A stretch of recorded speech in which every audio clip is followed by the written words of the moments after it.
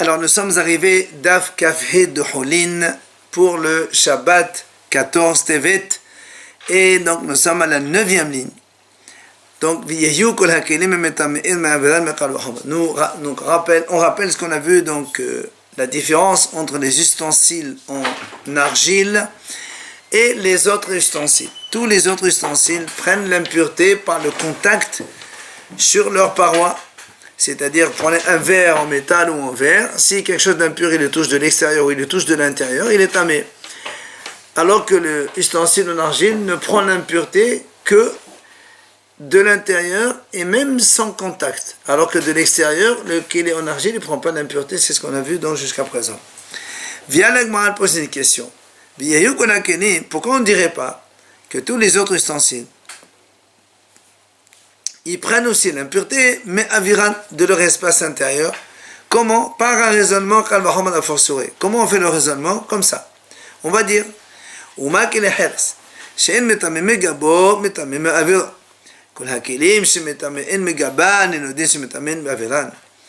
comme ça. Le kalvahom on fait comme ça. Si déjà, l'ustensile en argile, qui ne prend pas de l'impureté de l'extérieur, tu me dis qu'il peut prendre l'impureté donc dans l'intérieur avec l'espace sans le contact. Les autres kélim qui prennent l'impureté par le contact extérieur, a fortiori, qui peuvent aussi prendre l'impureté de l'intérieur. C'est un raisonnement kalvahom. Alors l'Agmara répond non, parce que même si un kalvahom, amad kara toho, puisque la Torah dit dans le pasuk bechol kli hasash mehem el toho, il y a marqué dans l'intérieur, que donc les hair, il y a marqué le mot toho. Alors on apprend toho shezé velo toho shel hair. Donc seulement dans l'espace intérieur de l'argile, ça prend l'impureté, mais pas les autres donc matériaux.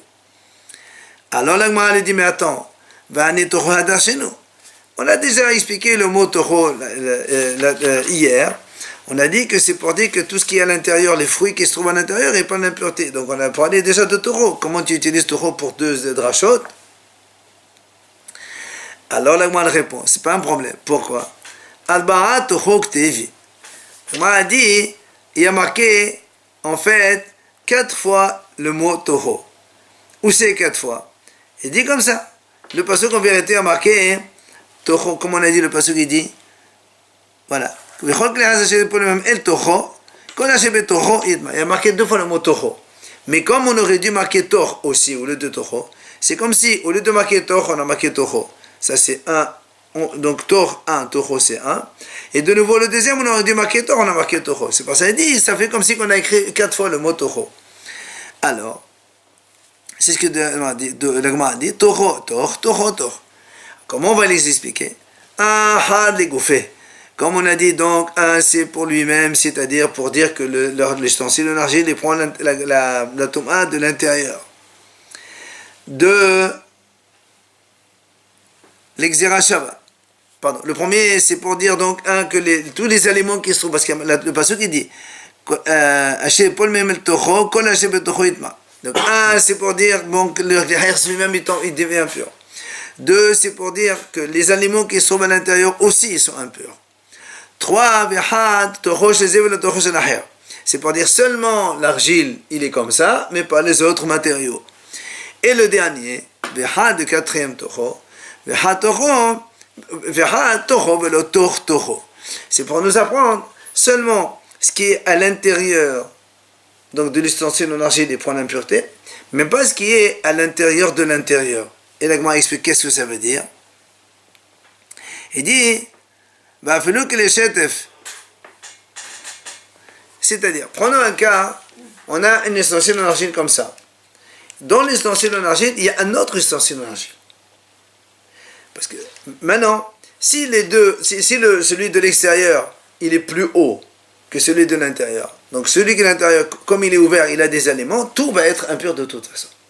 Mais la Gemara dit, imaginons, on a ici un qui est Heres grand, mais il arrive jusque-là, et à l'intérieur de lui, il y a un autre qui est Heres, mais le bord, il est au-dessus. Ça veut dire que l'ouverture de ce Heres, il est en l'air, il n'est pas dans l'espace aérien de l'éclair ici. Alors le Torah dit ça veut dire ce récipient qui est à l'intérieur, lui, tous les aliments qui sont à l'intérieur ne prennent pas l'impureté. Parce que la Torah a dit, l'ustensile en argile prend l'impureté seulement à l'intérieur, mais pas l'intérieur de l'intérieur. Donc si on met un autre Kli Haïres à l'intérieur, d'accord, mais que le rebord il est plus haut que la surface plane de l'ustensile récipient premier, il ne prend pas l'impureté. Parce que c'est la Torah qui a dit Toro et pas Toro. Maintenant, elle fait le raisonnement inverse.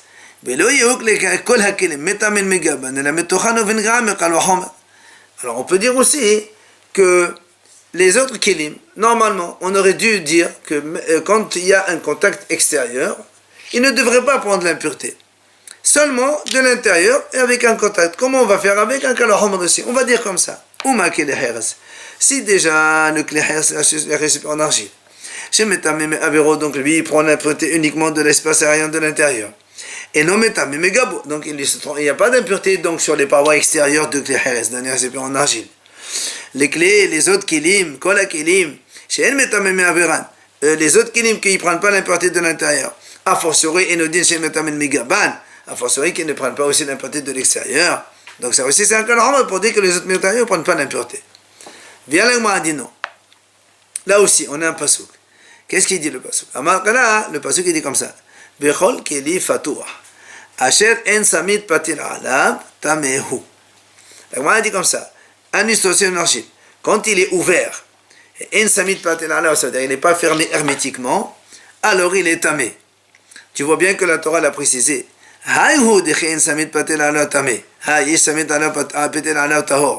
Tu vois bien que la Torah l'a bien précisé, que les Heres, seulement le récipient en argile, quand il est ouvert, il prend l'impureté, mais quand il est fermé, non. Mais ça veut dire quoi? Ça veut dire que les autres kilim, donc ça veut dire que les autres kilim, qu'il y ait fermeture hermétique ou pas, ils prennent l'impureté. Alors comment tu veux qu'un équilibre prenne l'impureté quand il est complètement fermé? Forcément par le contact extérieur. Donc tu vois bien que l'équilibre, les autres matériaux, ils doivent prendre l'impureté comme la Torah l'a dit de l'extérieur et on ne peut pas faire qu'alors en mer. Matitin, on passe à notre nouvelle Mishnah. Tahod bechli etz, tameh bechli matachot. Tahod bechli matachot, tameh bechli etz. La Mishnah nous enseigne la chose suivante. Tahod bechli etz. Nous on sait que le bois, quand il est récipient, un bois, une table, une chaise, tout ça, ça prend l'impureté.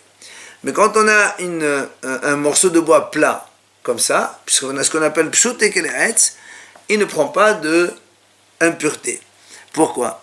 Parce que la Torah, elle a donné un pasouk, dans lequel elle a dit le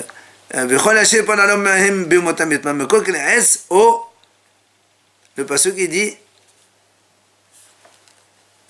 au sac. Cléaès ou encore quoi qu'il en soit, les Chachamim m'ont dit comme ça. Le cléaès, il a pour prendre l'impureté, il doit être comme un sac, c'est-à-dire ça, malé verekan. Il se déplace, il est plein ou vide, mais pas quand il est plat comme ça qui sert à rien. Donc ce qu'on appelle le pshuteres, donc un morceau de bois plat, il ne prend pas l'impureté. Donc une table bois? Non, une table c'est un ustensile, c'est pas un morceau de bois simple. Mais si tu fais un petit creux et que le bois il devient récipient, là il prend l'impureté, le bois. Maintenant, dans ce qui est les autres, les clés matachot, les ustensiles métalliques, donc il n'y a pas ça. Donc c'est pour ça que la Mishnah dit, tahor birlees. Donc quand le bois il est plat et donc il est tahor, il ne prend pas l'impureté, tamé birle matachot. Dans ces cas-là, si c'est métallique, même une planche de métal, elle prend l'impureté. Dans le métal, est-ce que la Torah l'a dit clé elle n'a pas dit clé matachet. Maintenant, tahor birle matachot.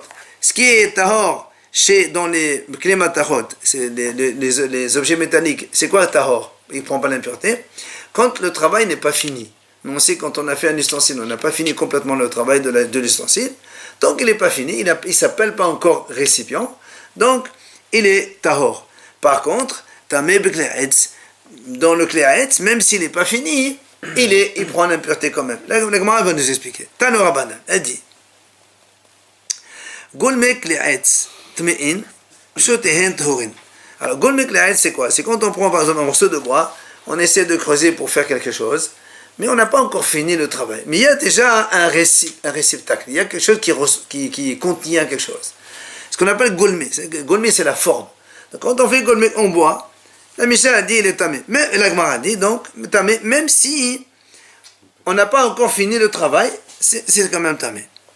Mais pshutehen, comme on a dit tout à l'heure, le bois quand il est plat, c'est pas tahor. Dans le contraire, golmek le matahot tahorin. Pardon.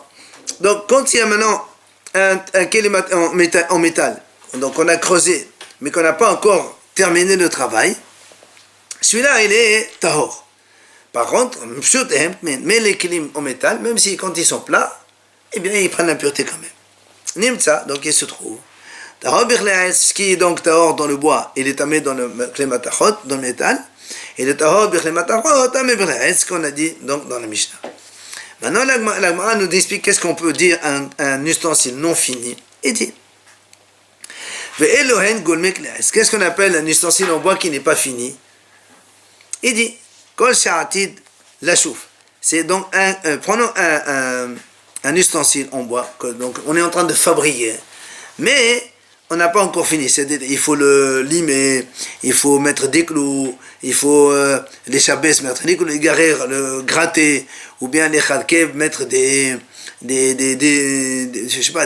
frontes, des choses, les interbétonnas, il lissait avec la peau d'un poisson, c'est comme le papier vert.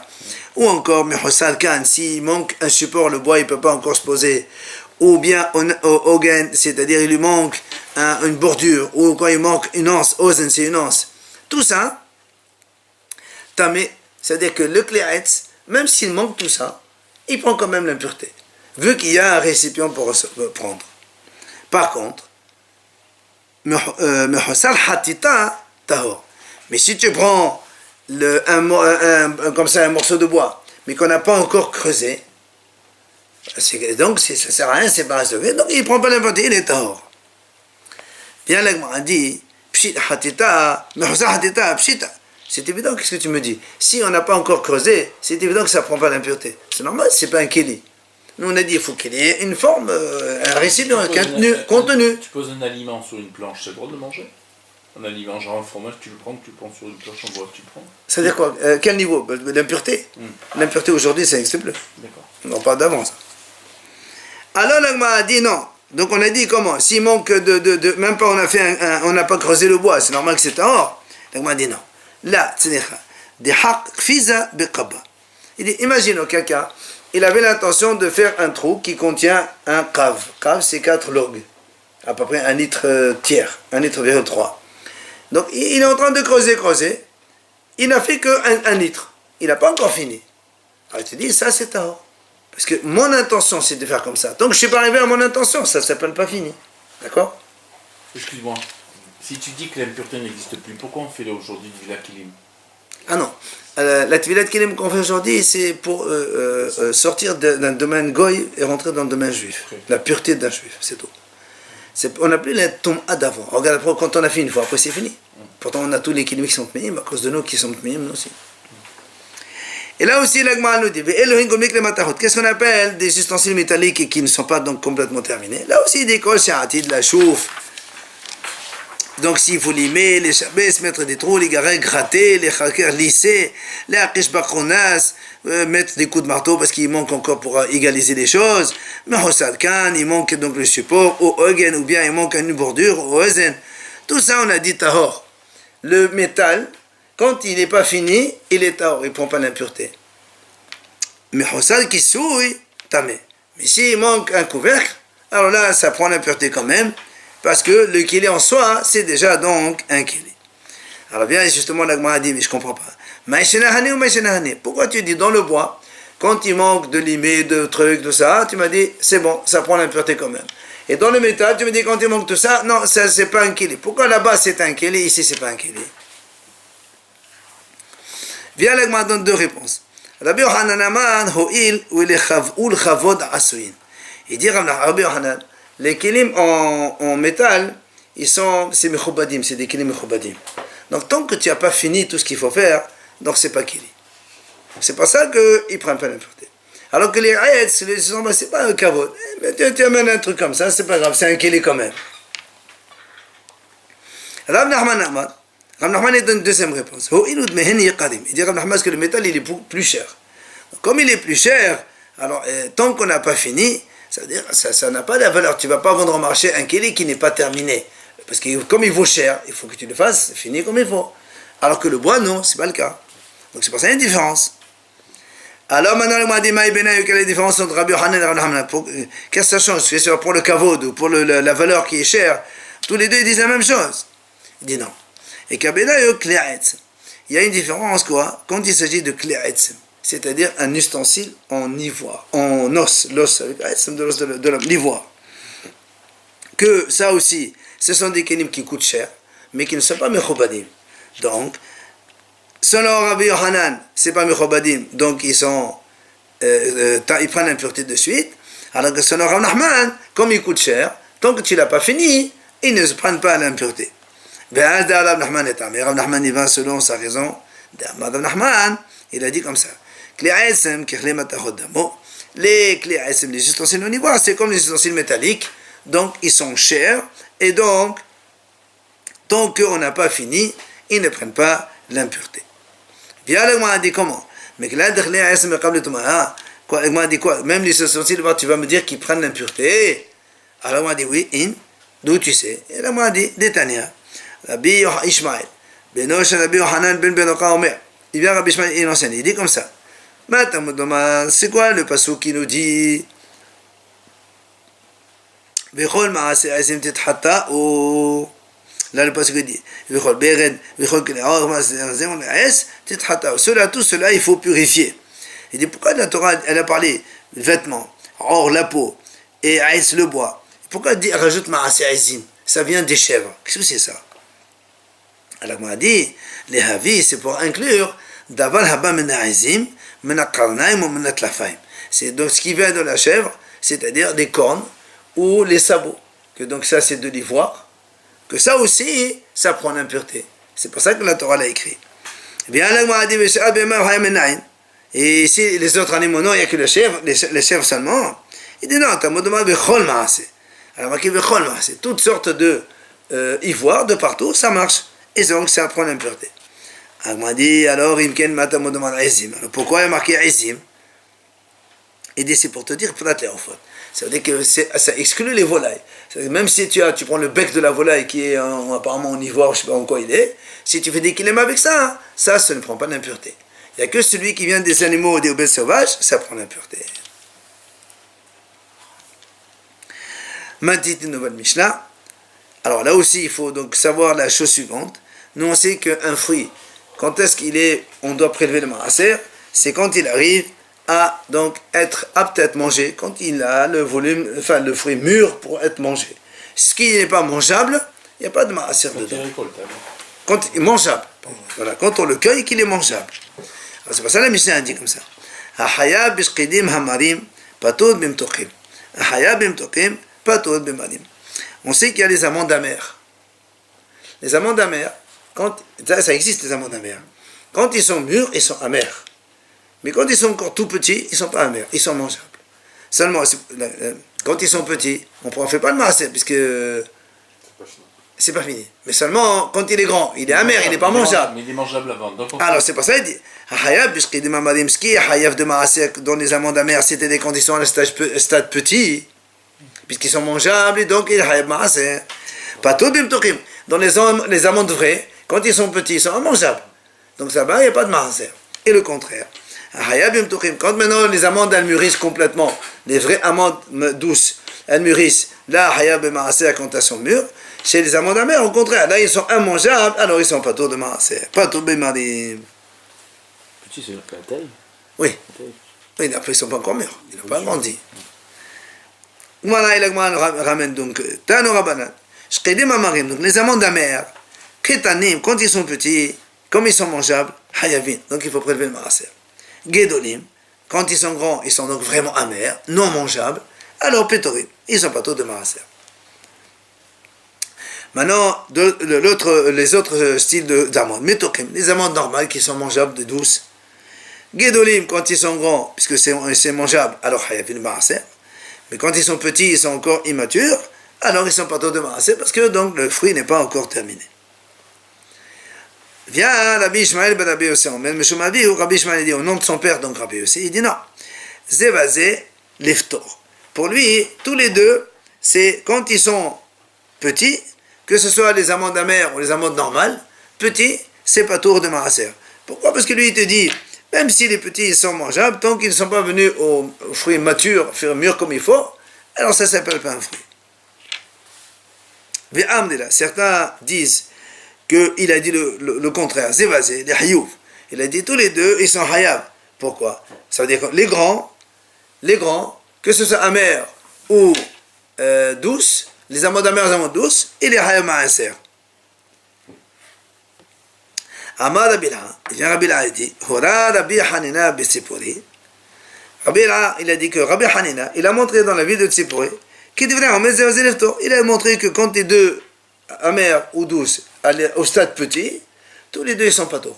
Alors que dans la mission on a dit quand ils sont petits ils sont hayab des amers, lui il dit non, petits ils sont pas arrivés au stade de fruits terminé, alors il n'y a pas de maaser. Alors moi elle pose une question, on m'a dit attends, celui qui a dit que les fruits grands, mûrs, l'un et l'autre ils sont hayab, les amandes douces ils sont mangeables comme ça, mais les amandes amères c'est immangeable, pourquoi tu dis qu'il y a hayab maaser? Si on ne mange pas, pourquoi on va maaser? Alors il te dit non, et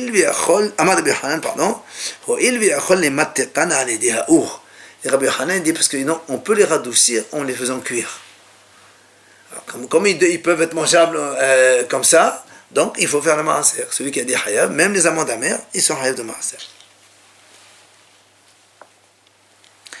Matitin, nouvelle Mishnah. Hatemed, alors là aussi il faut connaître pas mal de notions. La Mishnah dit comme ça.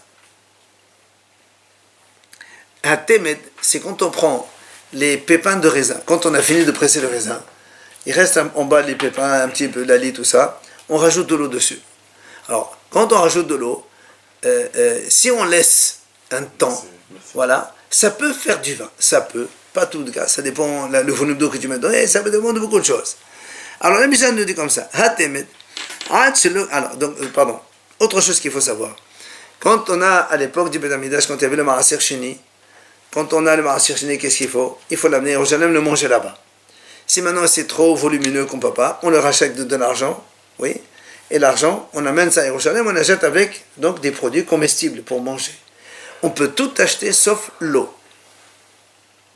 D'accord? Ça ne s'appelle pas manger. La Torah dit yain, uvashecha, ochel, tout ça, mais pas l'eau. L'eau, on ne peut pas. On ne peut pas acheter avec l'argent de Maaser de l'eau. D'accord? Le sel et l'eau sont nourris. Le sel et l'eau, non. Donc c'est pour ça que la Mishnah dit Hatem. Si on prend donc ce mélange eau et pépins de raisin, tant qu'il n'a pas fermenté, donc il est considéré comme de l'eau. Donc s'il est comme de l'eau, et non on ne peut pas l'acheter avec de l'argent de Maaser, c'est de l'eau. On n'achète pas de l'argent de Maaser. Et autre chose qu'il faut rappeler comme notion, nous savons que le mikvé, il contient 40 CA. D'accord? À peu près 200 litres minimum, à peu près un truc comme ça. Mais, Hachamim disent, si maintenant, quand il y a le volume requis d'un mikvé, même s'il se renverse dessus de l'eau de robinet, ça n'a pas d'importance. Quand le mikvé est kasher, il est toujours kasher. Mais, si maintenant, le mikvé, il lui manque 1 litre, 40 CA moins 1 litre, et il tombe 1 litre d'eau de robinet, là, ça ne le rend pas saoul. C'est normal, il n'y a pas 40 CA. Mais la Mishnah a dit, on va le voir, si au lieu que ce soit de l'eau qui est rentrée, c'est du vin qui s'est renversé, 1 litre de vin il tombe dessus, et bien la Mishnah a dit non, le vin il ne rend pas pasoul. Tu continues à rajouter donc de l'eau de pluie là pour faire le mikvé. S'il manquait dans les 40 1 litre d'eau et que tu as mis 1 litre de vin, c'est kasher ou pas? Non, c'est pas kasher, mais ça ne le rend pas pasoul. D'accord. On remplit. Voilà, on le remplit. Alors c'est pour ça que donc maintenant on dit, on revient sur notre sujet. On a ce volume, donc cette eau qu'on a mélangée avec la litre de vin, d'accord, avec les pépins de raisin. Donc on a dit, tant que ça n'a pas fermenté, donc c'est encore de l'eau, alors on ne peut pas acheter cette chose-là avec le Maaser Sheni parce que c'est de l'eau, et au fond, c'est l'état mikvé. Et ça ne rend pas sur la mikvé, évidemment, puisqu'on a essayé de l'eau. Sur l'eau, ça ne rend pas sur la mikvé. Le mikvé n'est pas plein, tu tombes dessus, ce genre de choses, c'est pas ça. Mais chez Hermitz, si maintenant ça a fermenté, c'est devenu du vin, on va dire comme ça, c'est devenu un petit peu de vin, léger, mais c'est du vin. Donc on peut l'acheter maintenant avec de l'argent de Maaser, parce que c'est comme du vin, et le vin on a le droit d'acheter avec l'argent de Maaser. Et ça on peut passer au mikvé, comme on a dit, non, si du vin il tombe dans le mikvé qui manque un petit peu, ben, c'est pas grave. C'est comme du vrai. Hein? C'est considéré comme du vrai. Du vin, voilà, comme du vin. Ça c'est la première donc, notion de la Mishnah. Deuxième notion, là aussi il faut rappeler une notion. On sait qu'à l'époque de Beth Amikdash, il fallait amener Mahasit Hashekel. Au mois de Hadar, on apporte Mahasit Hashekel. Tous les jours, ils amènent Mahasit Hashekel. Et quand on amène Mahasit Hashekel, ils disent il faut toujours rajouter un petit plus, ce qu'on appelle kolbon. Rajouter une petite. Si c'est Mahasit Hashekel dans 50 centimes, tu rajoutes 1 centime. Chacun il doit rajouter 1. Il y a plusieurs raisons pourquoi il faut le faire. Maintenant, il dit il y a une différence. Quand il y a deux associés, par exemple, moi je m'associe avec lui, on dit, moi on n'a pas de monnaie, on apporte 1 euro ensemble tous les deux, 50-50, donc on rajoute chacun 1 centime, lui aussi 1 centime. Chacun il rajoute un kolbon, ce qu'on appelle kolbon, c'est celui-là. Mais si maintenant le père de famille, il va donner pour tous ses enfants, il ne donne pas pour chacun, il donne un seul pour tous les membres de la famille. Ok? Ça c'est ce qu'on appelle kolbon de Mahasid Asher. Alors la Mishnah nous dit comme ça.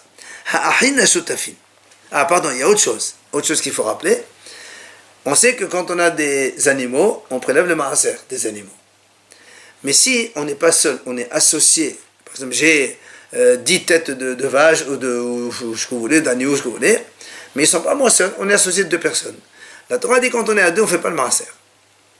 Si on est seul, on fait le maaser, si on est 2, on ne fait pas de maaser. Associé, on ne fait pas de maaser sur les animaux. Alors, la Mishnah nous dit comme ça. Si 2 frères, ils ont hérité donc un héritage, ils ont partagé chacun, et maintenant ils sont re-associés. C'est comme des associés. Si ils sont hayav d'amener le kalbon, c'est-à-dire, comme on a dit, chacun il doit rajouter un plus puisqu'ils sont associés, automatiquement, s'ils avaient, par exemple, chacun, il aurait été 100 têtes d'animaux, et l'autre il a d'animaux, et l'autre il a été 100 têtes, ils ont mélangé ensemble les 200 têtes. Comme on est considéré comme des associés, alors il ne faut pas le maaser, parce qu'ils sont associés. D'accord?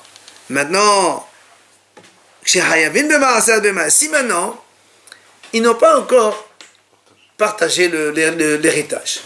Il y a 200 têtes, ils ont dit, on travaille ensemble, on ne partage pas. Alors, ils sont hayavim maaser behema. Parce que c'est comme si que le bien il est encore à leur père.